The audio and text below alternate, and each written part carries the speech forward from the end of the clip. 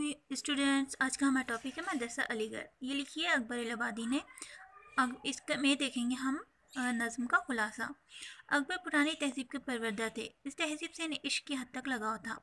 मगरबी तहजीब के वो सख्त मुखालिफ थे, इसलिए वह ससीहत के क़ायम करदा मदरसा अलीगढ़ के भी मुखालिफ थे, क्योंकि वह समझते थे कि ये मदरसा मगरबी तहजीब के फ़रोग़ का ज़रिया है। इसीलिए इस मदरसे के तलबा अच्छे ख़ानदानों से ताल्लुक़ रखते हैं। बज़ाहिर सबके सब ज़हीन और तालीम के वह ख्वाहिशमंद है, लेकिन वो मगरबी तालीम के नाम पर मगरबी तर्ज़ ज़िंदगी को अपना रहे हैं और मशरिक़ी ख़दरों से बेजार और अपने दीनी वर्से से बेगाना हो गए हैं। फ़कीरों से बेचने और बुज़ुर्गों की नाक़दे, चंदे की वसूली और अपने आबा अजदाद को रुस्वा करने जैसे शर्मनाक कामों को अपनी तालीमी ज़िंदगी का अहम हिस्सा समझते हैं। इस तरह वो अपने मज़हब से मुखरिफ और बगिश्ता हो गया है, जिसका नतीजा कौमी बर्बादी की शक्ल में ज़ाहिर हो रहा है।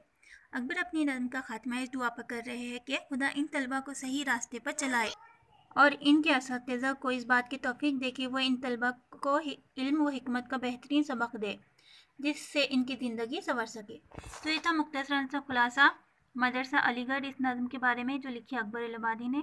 अगर आपको वीडियो पसंद आया है तो प्लीज़ लाइक कीजिए, शेयर कीजिए, सब्सक्राइब कीजिए। मिलते हैं नेक्स्ट वीडियो में, तब तक के लिए अपना ख्याल रखिए। अल्लाह हाफ़िज़।